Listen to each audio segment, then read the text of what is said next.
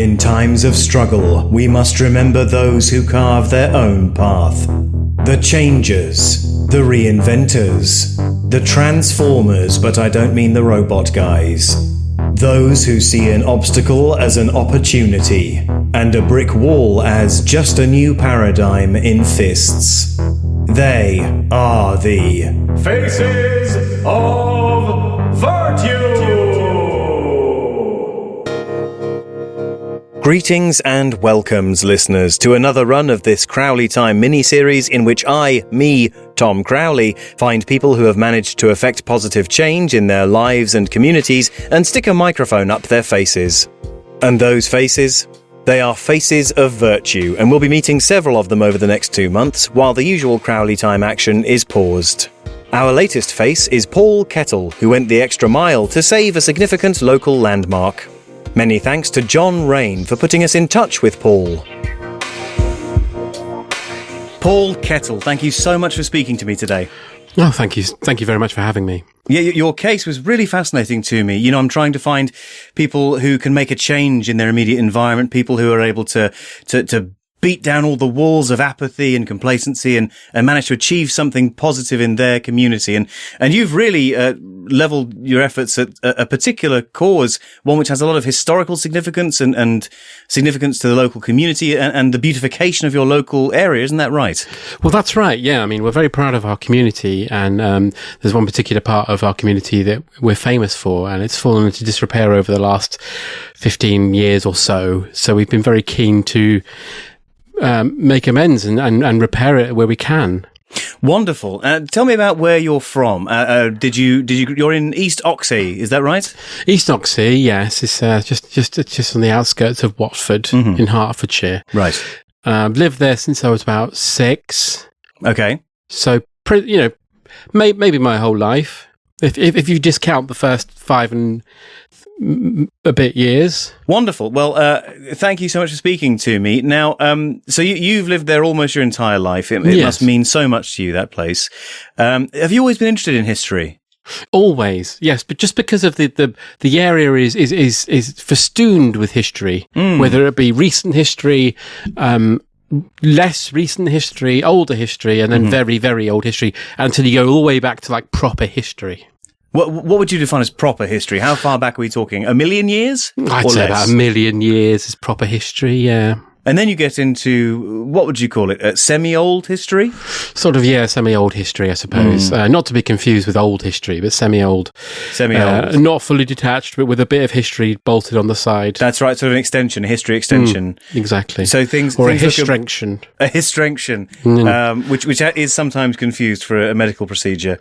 That's right. But it's not. It's a type of history. So you've got a kind of to follow that image through, you've got the house, the sturdy, semi-detached house of familiar surroundings. There's people with currency and ideas and language, but bolted onto the side is a sort of a glass house of history. And of course with a letterbox of perception at the front. That's right. And so if you lift the flap of documents and first-hand accounts, you can see into the recognizable, and if someone's left the pantry door open, through to the extension of history, and see the sort of lawn furniture of fact staring back at you. And that's what's always fascinated you, isn't it? That symbolic and literal lawn furniture. Were you very into history at school? Did you excel in history lessons at school? I did. Well, not so much at primary school. Primary school, it was mainly engaged with, learning letters and words and sentences and paragraphs and so on. But when I went to the senior school, which was just down the road, I really engaged with history because my history teacher, Mr. Buchanan, he went on You Bet. And he was able to pop a whole room of balloons with his own nipples. So that got me on his side and made me really attentive to his teachings. That really would make, if you saw that going out on a Friday night, Saturday night? I think it was a Friday night, LWT, ITV, whatever you want to call it. Yeah, absolutely, depending on the region as well. Obviously, ITV, unlike the BBC, had sort of franchises. It was it was an entirely different broadcasting system. But that's not what we're here to talk about now. No. But it's fantastic. So Mr. Buchanan, you see his presumably fairly erect nipples smashing into balloons, popping them wide open. Veritable drawing pins he had. Wow, good Lord. And he was able to just run around a room wearing a crash helmet for some reason. I don't know why. I think that was just a you bet thing. So did you, when he was teaching you in history, did you have sort of boards up on the wall with students' work on them and things like that? Yes. When he was running around practicing for you, did he ever find himself stuck into the wall? Oh, quite often. Pinning up a sort of a slightly ineffectual child's drawing of a flower? Mm-hmm. Yeah. Wow. He called it practice. And right. I mean, obviously we applauded it because we wanted him to win because it, raised attention to our area. Yeah, very much so, very much. And it sounds like there's a lot of local pride as well. Oh, very much so. Yeah, we're all very proud of our village, town, cities. Your village, town, cities? Yes. You hold all three statuses? We hold all three statuses because there's a half-built cathedral. Right. What are the things that one can do if one's spending a day in East Oxley? Well, there's a shopping precinct. Yeah, lovely. There's got a fountain. People are often putting fairy liquor in it, though, which is a bit troublesome. But boys will be boys. We've got 3 roundabouts. Right. Well, 3? Yeah. Oh, gosh. Any sort of nice floral arrangements on any of the... There's one daffodil on one. Right. On the second one, there's a sort of bouquet of flowers. And on the third one, there's Sorry, just to clarify, was that bouquet strapped to a sort of a lamppost or something? Yes. Ah, okay. Well, the less said about that, the better. But the third one, anything on the number 3? The third one's just got a wheelbarrow with nothing in it. Oh, so that's been left there as a sort of floral decoration and more someone's just left a wheelbarrow there. We think maybe it was to do with Fred Garrison, who worked in the cemetery, who went and fought in the war and never came back. Right. So there's a lot to unpack there. I'm sorry. So Fred Garrison. Fred Garrison, yeah. He worked where, sorry? He worked in the cemetery. In the cemetery. Okay. Yeah. And he went to the war. He went to the war and he never came back. Which one? Which war? Well, that's the thing. No one knows. Right. So no one knows how long the wheelbarrow's even been there. No. But of course we're overshadowing one of the most important elements of East Oxley, which is of course a set of gates. You were telling me. Yes, we have got a set of gates, and I'm very pleased to be able to talk about this because we'd like to raise both awareness and funds. We've got a set of gates that are known locally as the Bullbag Gates. Sorry, what did you say they were called again? They're called the Bullbag Gates. Bullbag Gates. Okay, no idea. You. All right, fine, carry on. Yep, they've been there since Roman times. They've been there since AD 406. Which really is, we're talking about the exact midpoint of semi-history there. Yeah, that's semi-history. That is semi-old history. Yeah.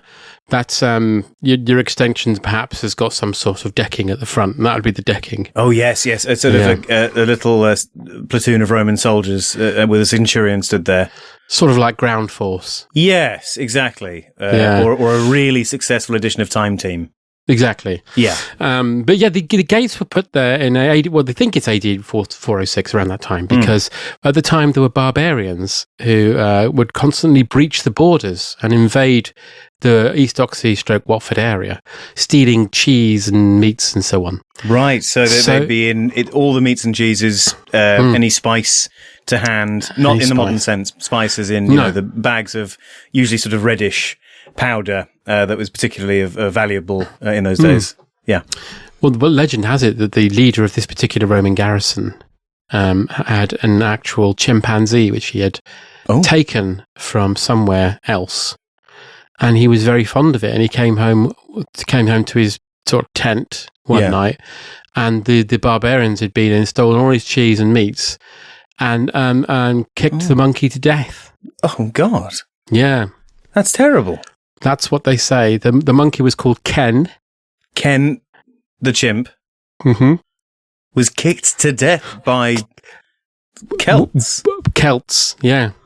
Christ alive. Well, no wonder they wanted to build some gates to protect this is their encampment. They built these sort of traitor gates, and if you were able to trespass through the gates, if you got through, not only were you hung, drawn and quartered, but your testicles were nailed to the frame of the gate. So now we get to the myth at the centre of the Bullbag Gates, and indeed where they get their distinctive name. That's right. Right. So once upon a time, these gates would have been festooned, just absolutely decked out with intact removed bollock sacks. That's right. And also, it was sort of a double thing, because not only that, but they'd also dry in the sun. Yes. And they'd make a very fine receptacle for snacks. Oh, that's true. So you hang them up there for a few days. Mm-hmm. You check as on the way past if you're heading out for a walk or to slaughter some barbarians in retaliation for them kicking your chimp to death. And on the way, you look at the gates and you think, has that scrotum dried out enough yet for me to put some cashews in it?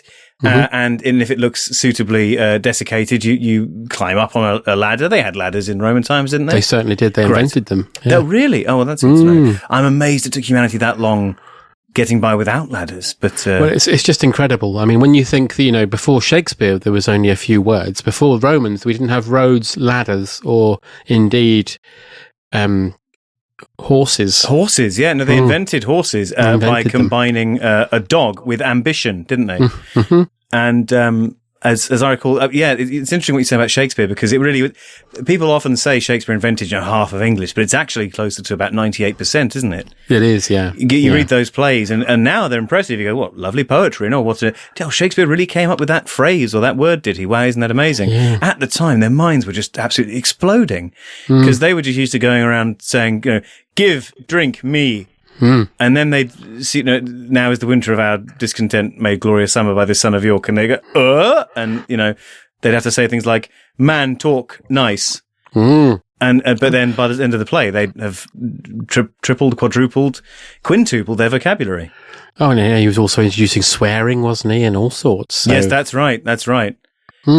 If history is indeed a house, then Shakespeare was the best decorator you could have employed. Yeah, very true. It's a shame he wasn't around in AD 406 to document the scrotums being nailed to the big gates.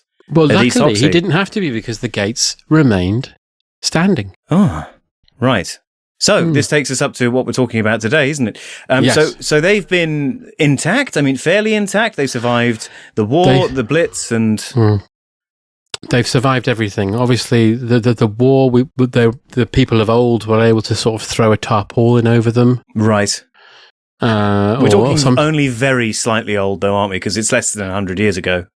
Yeah. But still old. It's older than now. I'm sorry, I don't know why I'm splitting hairs, but... Well, that's fine. I mean, it's true, though. I mean, you don't see many of them at the monolith, do you? No. No, you don't. No. But yeah, so it survived wars, it survived all sorts. But unfortunately, there's one thing it can't be, and that's nature. And certainly since about 1958, the strain started to show on them, and some of the rock has become a bit funny and fallen off, and obviously the wood's in a terrible state. So we wanted to raise some funds, and luckily my dear uncle was able to raise awareness for this. Now, you've told me about this already in preparation for this interview. Your uncle has a very profound and personal connection to these gates, doesn't he? He does, yes. He was walking back from the pub one night in 1979, and he was basically with some friends. He went off to go to use the lavatory. I mean, the woods, of course. Yes, of course. And he was giving out howls, and they thought maybe he was being attacked by a killer, because obviously there were a lot of killers around in those days. This is the context that we're talking about here. Your uncle... what was your uncle's name, by the way? Lance. Lance. Lance Kettle, or was he on your mother's side? He was Lance Kettle, because we used to make the joke, of course, that there's always near the boil. I think I get it. So his friends heard a noise. Yes, heard a noise. Were concerned because of the prevalence of murderers. So they went to check on him, and he'd somehow managed to have... They found him with at least a third of the Bullbag Gate in his anus. A third of the gate? A third of the gate. That's absolutely incredible. Yeah. And I don't use that word lightly. No, it was an incredible thing. And he told his friends that he went in there to have a tinkle. Yes. Slipped. Right. And landed on top of the gate and it all went up his bottom. His bottom. He must have hit it with some force. He said he slipped on a loose bit of mud. A loose bit of mud. And he was able to, of course, like all adult men, he had pulled his trousers and underpants down to his ankles. That's right. and slipping. He sort of kicks against the slipping, I assume, to try and steady himself. He launches himself into the air. Yeah. I mean, how high are these gates? Well, they go up to about 7 feet. 7 feet? So it must have been a very loose piece of mud. Apparently 1 in a trillion shot. Wow. I can imagine that would be the case. But, you know, these were the days with UFO sightings. There'd be people, you know, spontaneously combusting and leaving a leg behind. Just one leg standing upright. Yeah. Smoking, yes. Yeah. So these sort of things happened in those days. And you tell kids now about it, they just dismiss it as some sort of vile horseplay. Yes. But, you know, this was just a precarious time we lived in. Well, it's before any concept of health and safety had sort of permeated the consciousness. You know, if you lost a hand at work, that was your own fault. Yes. You know, no matter whether you were being asked to disentangle some weeds from the threshing machine or not. You know, you were responsible for your own actions. To a fault, I would argue. And, you know, so there were situations, as you say, somebody might spontaneously combust. Somebody might see a UFO and trip and snap their leg off in a cattle grid or something. Exactly. You know, there are all sorts of hazards, you know, both cryptozoological and mundane, you know, workplace accidents and the like. But so it really was a more precarious time. So in that context, it's not that strange for your uncle to. But my Uncle Lance was very keen. The main point he wanted to emphasise was that let's not worry about how it happened. It just happened. And he said that a lot, did he, at the time? He said it a lot for many, many years. Yeah. Up until his death. Actually. Let's not worry about how it happened. Yeah. Yeah. It doesn't matter how it happened, he kept saying. Forget how it happened and stop talking about that. Stop asking me how it happened, yeah. It just happened. And he kept saying, I just think we should worry about preserving these gates. You know, in my experience, when someone says something like that forcefully and that regularly, it generally means there's no story there. When people just keep saying, you know, things like, shut up, why do you keep asking me? Must you keep on and on asking me about the basement?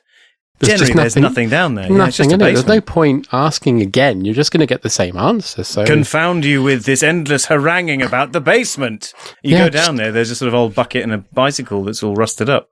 Oh, it's just a basement. It's just a basement. 9 times out of 10, there's just a basement down there. Perfectly innocent. Perfectly but, you know, up until his death, he was very, very insistent that we just forget about that. Just shut up. Keep those bloody gates safe, he kept saying. Right. It might happen to someone else. True. Yes. So were there any safety measures taken to sort of put a railing around the top of the gate so if anyone else managed to fling themselves 7 to 10 feet above their own heads, you know, they would hit the gate and be repelled? They did. Yeah, the path in front and through the gate has since been cemented. Okay. To stop anybody else slipping. Slipping, yes, good. Well, that's good. And some of the sort of bumpy texture, you know, paving that both helps the visually impaired to know where they're standing, but also it's sort of extra friction, isn't it, on the foot? Exactly, and it's never happened again. Oh, well, that's good to know. Really one of a kind, your uncle. Oh, absolutely. I suppose in many ways your uncle was a man who, it sounds to me, he was very obsessed with like sticking to the point. Yes. You know, what can we learn? Let's not get bogged down in the detail of this. What can we learn from this encounter? He's very much a solutions man rather than a problems man. And thanks to him now, Hoovers, you can now get a VR headset that links up with your Hoover, particularly the Henry Hoovers. Yes. And you're able to keep control of where the pipe's going at all times, because my Uncle Lance, sadly, in 2007, passed away when he fell over while he was hoovering, and a big hoover pipe went up his anus. Oh, no. Yes. I'm so sorry to hear about that. It's fine. I mean, if anything, it was... I'm sorry there's no easy way to ask this, but was it still active when it went into your uncle? It wasn't at first, but obviously during the flailing, the button did go on, and of course that caused more discomfort for him. And it was shock that he died of in the end. But his last words to my Auntie Margaret, who he was married to at that point, was just, it doesn't matter. It doesn't how matter. It happened. It doesn't matter. It just shouldn't happen again, is what he said as he clutched her hand and passed away. So she obviously wrote to the company who make the Henry Hoovers. Henry and now Hoovers. It's Henry & Co, isn't it? Yeah, Henry & Co. You can now link up like a VR headset Right. Which is able to you can keep track of where the hose is at all times. There's a sort of fibre optic on the end of the Henry's nose. That's right. So you can even sort of see what's behind the sofa, which is a privilege reserved for only the very small. And if you're looking for these in the shops, I can tell you which one you need to get, because the usual Henrys are all smiling. Yes. This one looks like Columbo. So this one's sort of squinting with one eye, and he looks very determined, like, he wants to solve the case. Sort of a wry smile, still a smile, but a slightly more knowing one. That's right. Looking sort of up at you through rumpled eyebrows. That's right. Yeah. Right, and as if to say, I've seen what's behind your furnishings. That's right, and there's also the VR sensor is in the eye, so it looks like the glass eye is real. Right. Oh, okay. Oh, that's interesting. It's a nice little nod. And Lance would have loved that because he loved Columbo. No. Oh, that's good to know. I mean, who doesn't really? Well, exactly. Yeah. It's interesting. I sort of wonder, of course, if someone were, and again, I don't want to get too involved in why it happened because that's not what Lance would have wanted. But, although he was lanced, I now realise.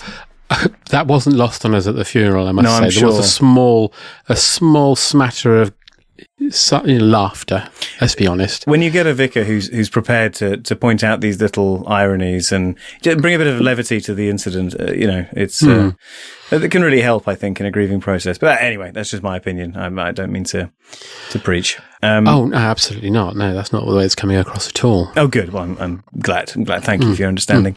You're welcome. Although, of course, if somebody, I don't want to get too bogged down in how it happened. Of course, not what he would have wanted. But if someone were now to have, it sounds to me like if someone were to suffer the same mishap, whatever it was, you'd now just sort of combine a murderous encounter with a Henry Hoover with the colonoscopy. That's right. I'm struggling to see how. I understand that you're saying there's no way that you can sneak up on yourself with your Henry Hoover. No. Because, and of course we have to think, I believe they've announced the E. Henry, who is alive, sentient.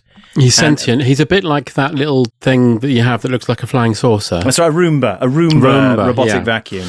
It's a bit like that, yeah. So he's snuffling around like a little truffle pig, eating up all the dust all around your house. That's right. He says, yummy. Yummy, yummy. But providing you've got your VR helmet on at the time, if he were to come up behind you and attempt to, forgive me for verbing your uncle, but Please. If he were to lance you, then you would see it coming a long way off. You'd have no excuse.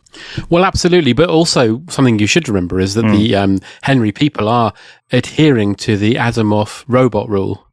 So they've programmed in you must not allow a human to come to harm through an action or harm a human. That's right. But you can defend one. So if a burglar came in, your Arthur can go for him. Yeah. Arthur? Sorry. E. Henry. E. Sorry. Henry. Yeah. Like O. Henry. Yeah. Which I think is a chocolate bar from America. I think it might be. Yeah. So I'm so sorry to hear about Uncle Lance. It's really... He's at peace now, though. He's at peace now. And if he were here today, he'd be saying, don't worry about how it happened. Don't worry about it. Stop asking me how it happened. It doesn't matter. Yeah. It's not important. Mm-hmm. But when someone fixes you with a really steely glare when there is something, something unlikely like that's happened. Yeah. And they fix you with a really, like, an unblinking glare and they say, don't ask me what happened. Sure. It generally means like nothing happened, right? Nothing's happened at all. I think it's just uniquely British, isn't it? That we very much, as a society, we've got let's not embarrass each other. Let's get on with it.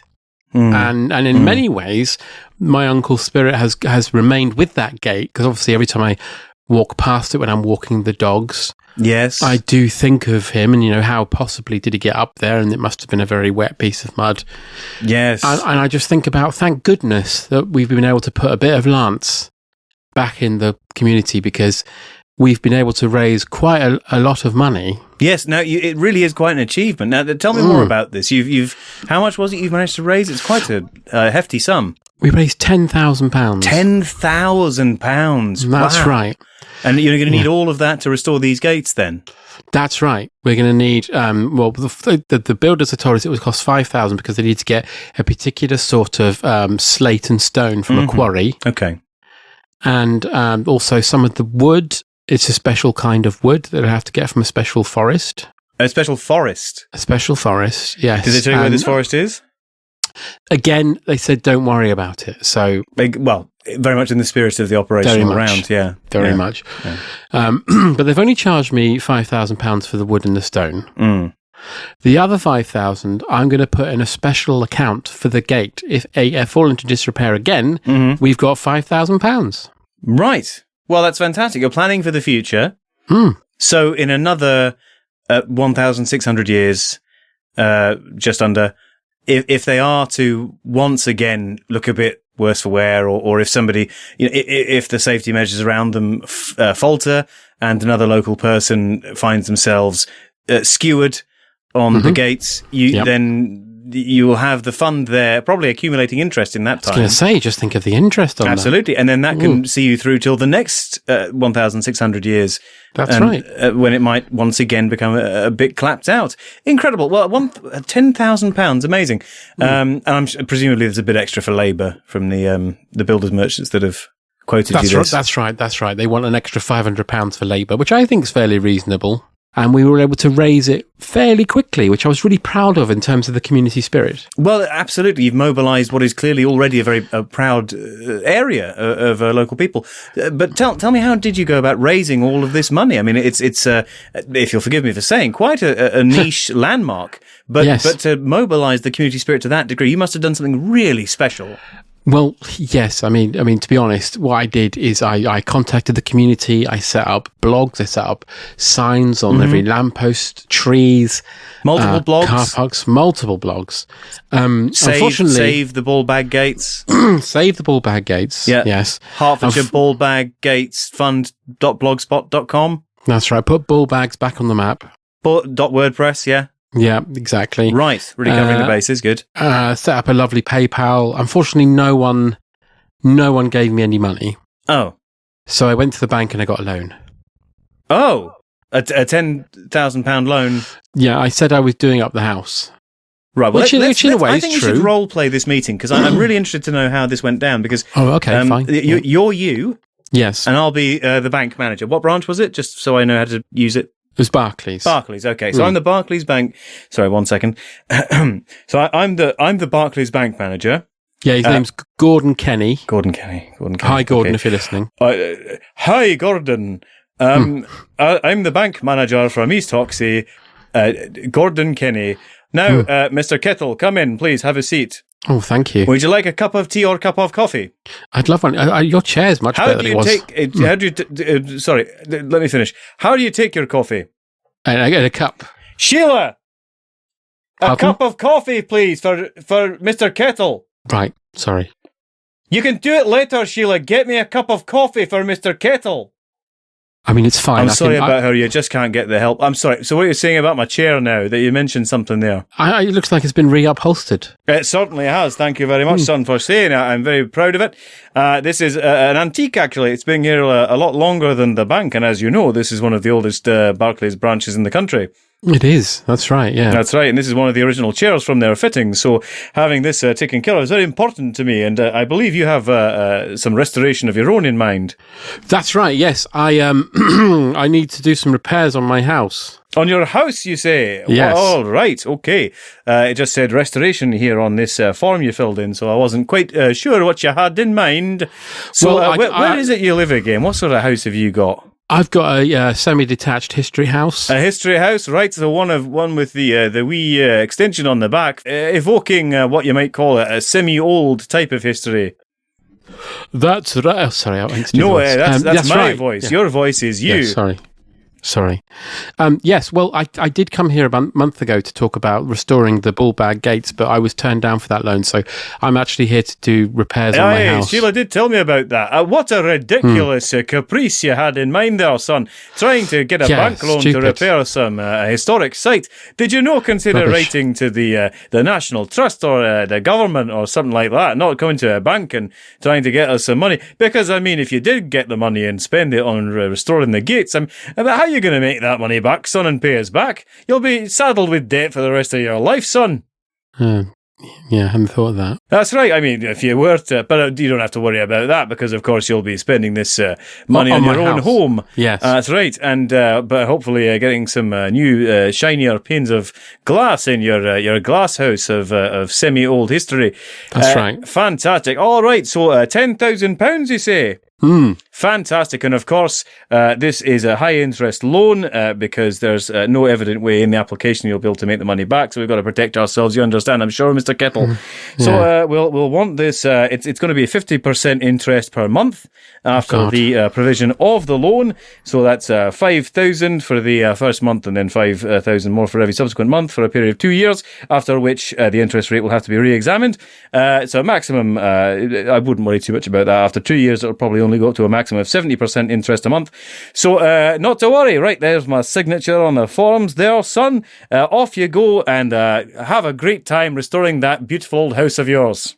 Thank you. Was it a bit like that? It was exactly like that, actually. Yes. Right, okay. Yeah. Nonetheless, it's very admirable how dedicated you've been to the ball bag gates. They must be very beautiful things. Oh, they are. Especially now they're in the process of being restored, looking back on their former glory. They are just, I would recommend you, I mean, even a simple Google search, you can look them up, and they are a real step into the puddle of the past. So if I type in ball bag gates, will that be enough to get the... Yes.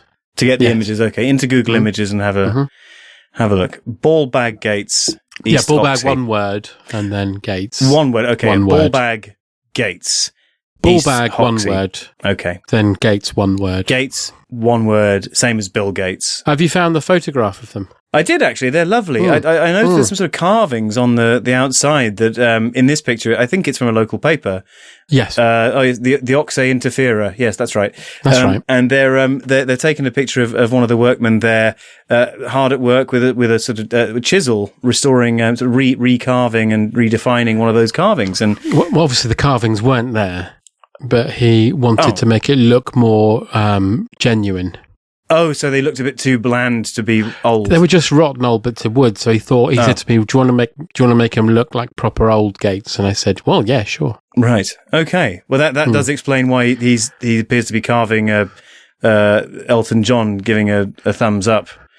Well, we were quite happy with that because obviously Elton is from Watford and Hertfordshire. Yeah, and underneath the legend, Watford FC shits on Luton. That's right. Which is something Elton would have said if you'd asked him to say that. If only we could. But unfortunately, I did contact him about restoring the gates, and he didn't reply at all.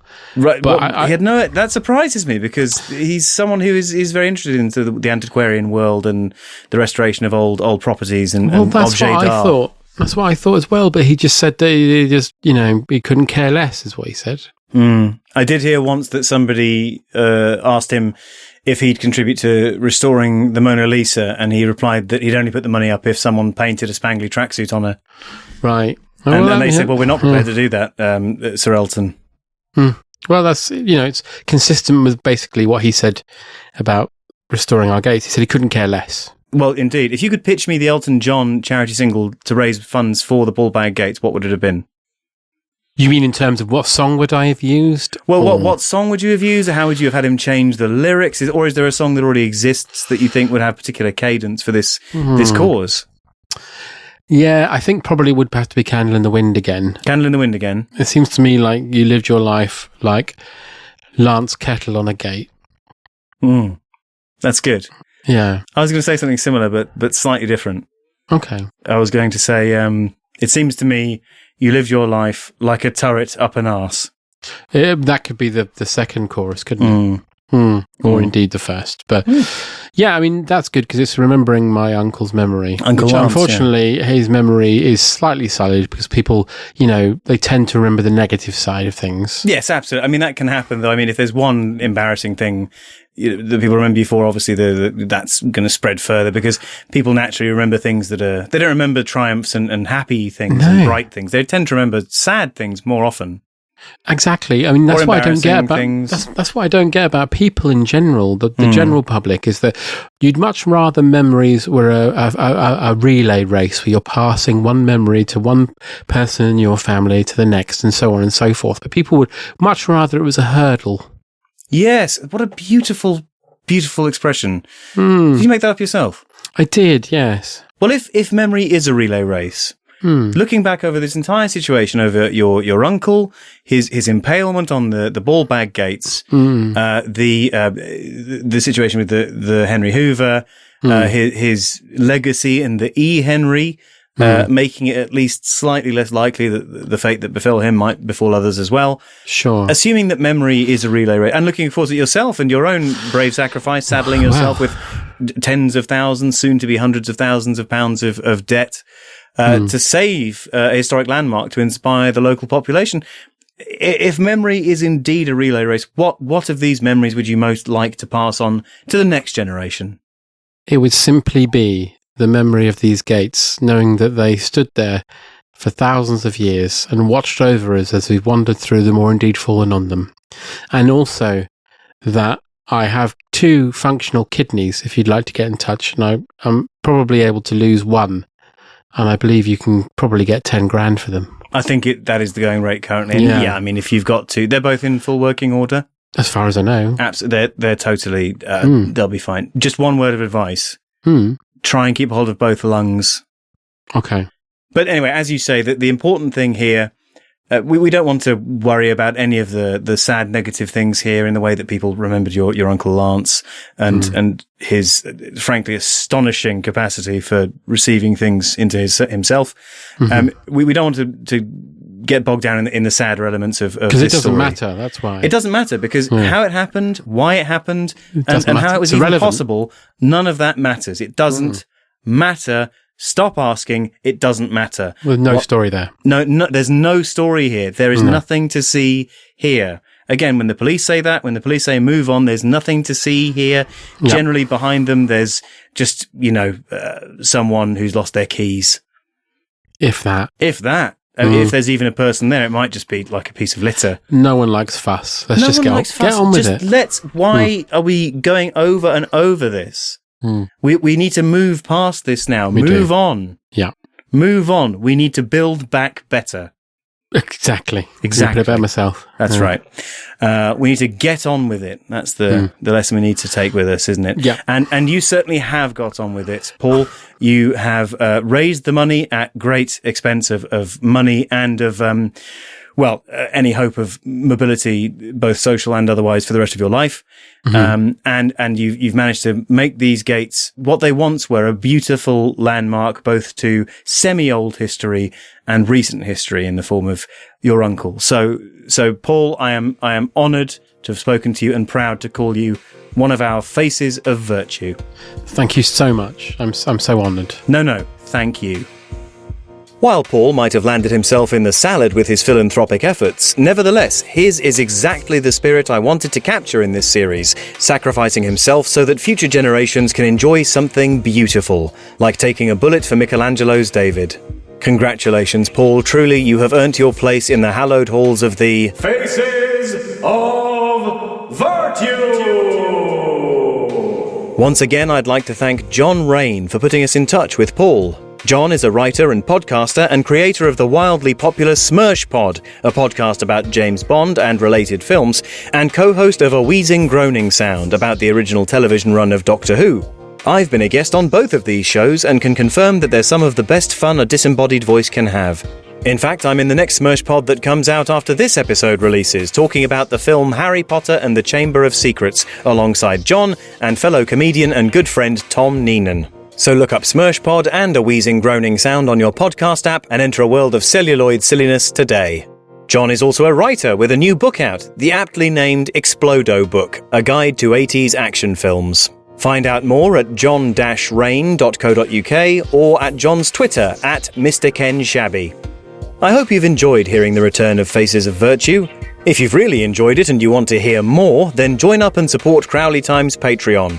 On the Patreon site and on the supporter-exclusive podcast feed, you can hear Great Big Faces of Virtue, the extended cut of this episode with a truckload more hoots and hollers.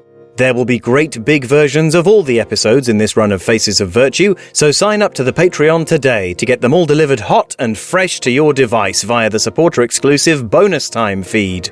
And not only that, but signing up gives you access to every bit of bonus material I've ever put up there, so there's never been a better time to join. Go to patreon.com/Crowley Time and sign up to support this show to the tune of $2 or local equivalent per normal Crowley Time episode, and $2 or local equivalent per every 2 episodes of Faces of Virtue. Core blimey gov, what a bargain. Don't forget to subscribe to the podcast feed if you haven't already. Do please rate and review it glowingly on your platform of choice. And be sure to check back in 2 weeks to meet another of the Faces of Virtue!